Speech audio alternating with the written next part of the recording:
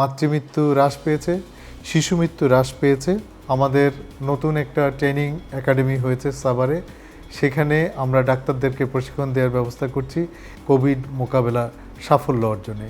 সারা পৃথিবীতে বাংলাদেশ ৫ম স্থান অধিকার করেছে এবং এই দক্ষিণ পূর্ব এশিয়াতে প্রথম স্থান অধিকার করেছে।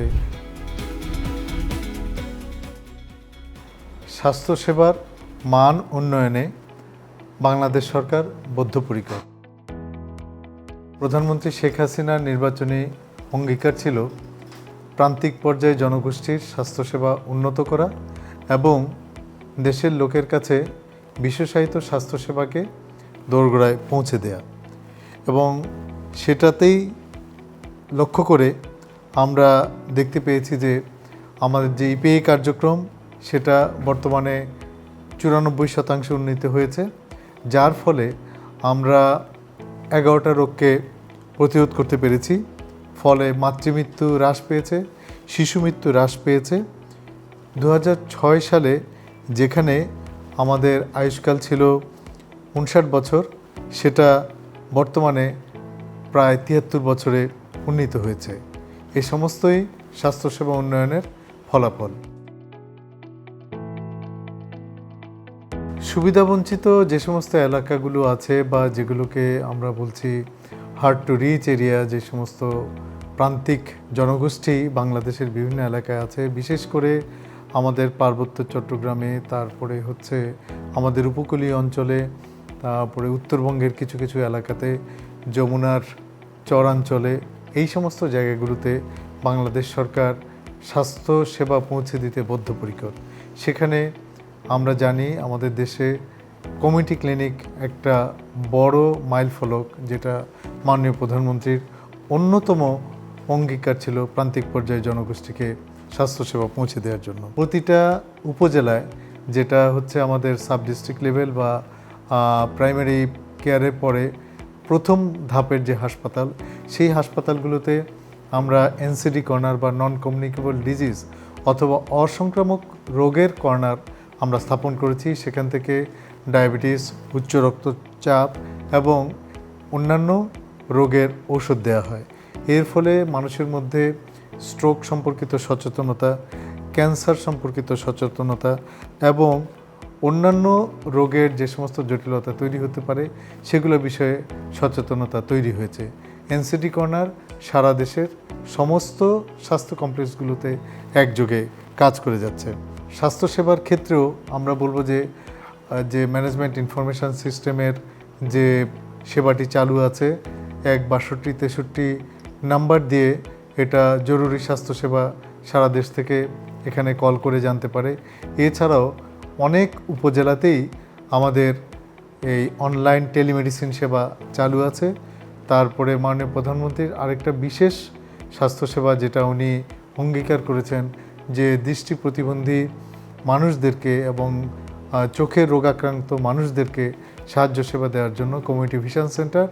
এখন প্রায় ৩০০টির মতন উপজেলায় এই স্বাস্থ্যসেবাক্রম চলছে, যেখান থেকে ওখানে ডাক্তার এবং সিস্টাররা রোগী দেখে পরামর্শ নিয়ে পরবর্তীতে বেইজ হসপিটালে তাদের কাছে তথ্য পাঠিয়ে প্রেসক্রিপশন দিয়ে থাকে এবং বিনামূল্যে তাদেরকে ঔষধ এবং চশমা প্রদান করে থাকে। এবং যদি কোনো রোগীর অপারেশন প্রয়োজন হয় তাহলে পরে ওই বেইজ হসপিটালগুলোতে রোগীকে তারা পাঠিয়ে থাকে। চিকিৎসা সেবার সাথে সম্পর্কিত সকল স্বাস্থ্যকর্মীদেরকে, ডাক্তার থেকে শুরু করে একদম নিচ পর্যন্ত যত স্বাস্থ্যকর্মী আছে তাদের প্রত্যেকেরই ভূমিকাই গুরুত্বপূর্ণ। তাদেরকে উপযুক্ত প্রশিক্ষণ দিয়ে প্রশিক্ষিত করে তোলার কোনো বিকল্প নেই। সরকার এ ব্যাপারে সচেষ্ট। আমাদের নতুন একটা ট্রেনিং একাডেমি হয়েছে সাভারে, সেখানে আমরা ডাক্তারদেরকে প্রশিক্ষণ দেওয়ার ব্যবস্থা করছি। এ বাদেও সারা বছর সংক্রামক, অসংক্রামক এবং অন্যান্য যে সমস্ত অ্যাক্সিডেন্টাল ইমার্জেন্সি আছে, যেমন ধরেন পানিতে ডুবে পড়ে মৃত্যু, সাপে কাটা রোগের মৃত্যু, ডায়রিয়াতে মৃত্যু এবং রোড ট্রাফিক অ্যাক্সিডেন্ট বা সড়ক দুর্ঘটনার মৃত্যু, এই সমস্ত ব্যাপার এড়ানোর জন্য বা প্রতিহত করার জন্যে সর্বক্ষণ এবং সারা বছর ধরে এই সমস্ত প্রশিক্ষণ চলছে। এ বাদেও ডাক্তারদের জন্যে একটা মানসম্মত কেরিয়ার প্ল্যান তৈরি করা হয়েছে। এটা অলরেডি আমরা মন্ত্রণালয়ে জমা দিয়েছি। আশা করছি যদি এটা বাস্তবায়িত হয়, ডাক্তারদের যে ভবিষ্যৎ পরিকল্পনা, কর্ম পরিকল্পনা, সেটা সুনির্দিষ্ট হবে এবং ডাক্তাররা সুনির্দিষ্ট লক্ষ্যে সরকারের যে সমস্ত কর্মকাণ্ড আছে সেগুলোকে বাস্তবায়ন করার জন্য কাজ এগিয়ে নিয়ে যেতে পারবে। আপনারা জানেন যে বিগত কোভিডের সময় বাংলাদেশ মাননীয় প্রধানমন্ত্রীর নেতৃত্বে কীভাবে এটাকে মোকাবিলা করেছে। সারা পৃথিবীতে বাংলাদেশ পঞ্চম স্থান অধিকার করেছে এবং এই দক্ষিণ পূর্ব এশিয়াতে প্রথম স্থান অধিকার করেছে কোভিড মোকাবেলা সাফল্য অর্জনে।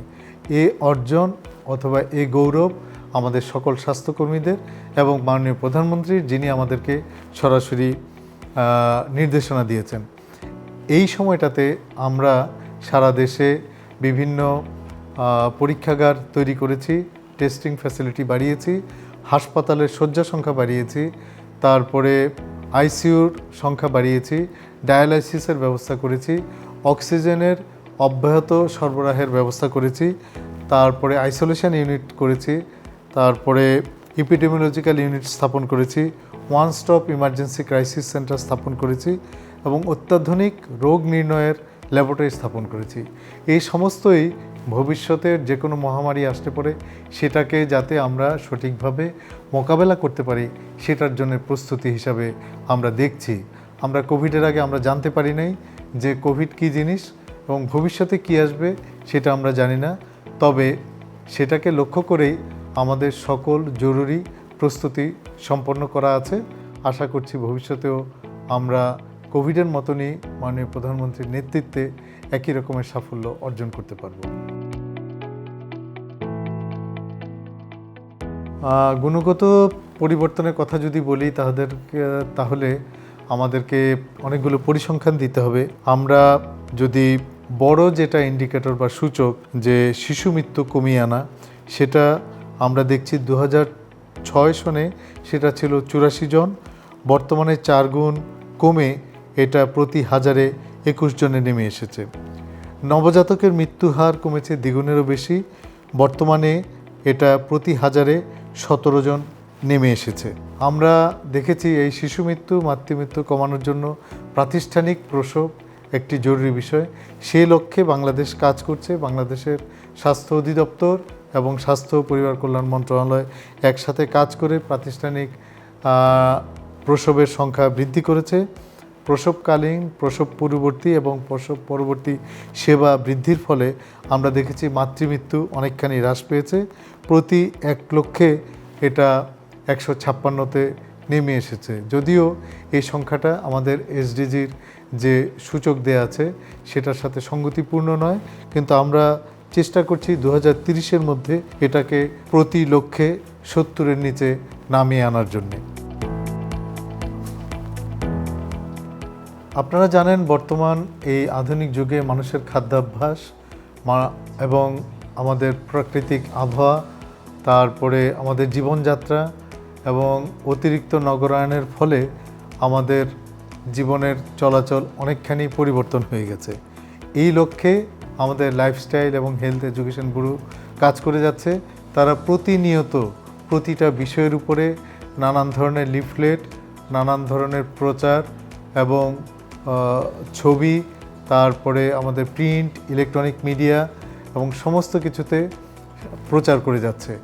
আমরা খাদ্যাভ্যাসের পরিবর্তন, পুষ্টির যুক্ত খাদ্য নেয়ার জন্যে আমরা সমস্ত মিডিয়াগুলোতে প্রচার করছি। লাইফস্টাইল হেলথ এডুকেশন প্রতিনিয়তই এগুলোর উপরে পাবলিক অ্যানাউন্সমেন্ট সহ বিভিন্ন হাসপাতালে স্বাস্থ্যবিধি মেনে চলার অনুরোধ জানিয়ে প্রচার করে যাচ্ছে।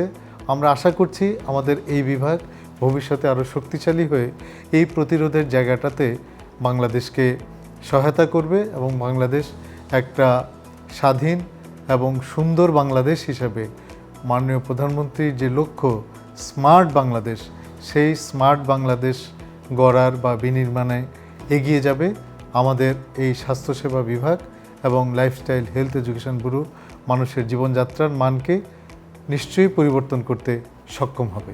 সকলকে ধন্যবাদ। জয় বাংলা। জনসচেতনতায় lifestyle, health education and promotion, স্বাস্থ্য শিক্ষা ব্যুরো, স্বাস্থ্য অধিদপ্তর, স্বাস্থ্য ও পরিবার কল্যাণ মন্ত্রণালয়।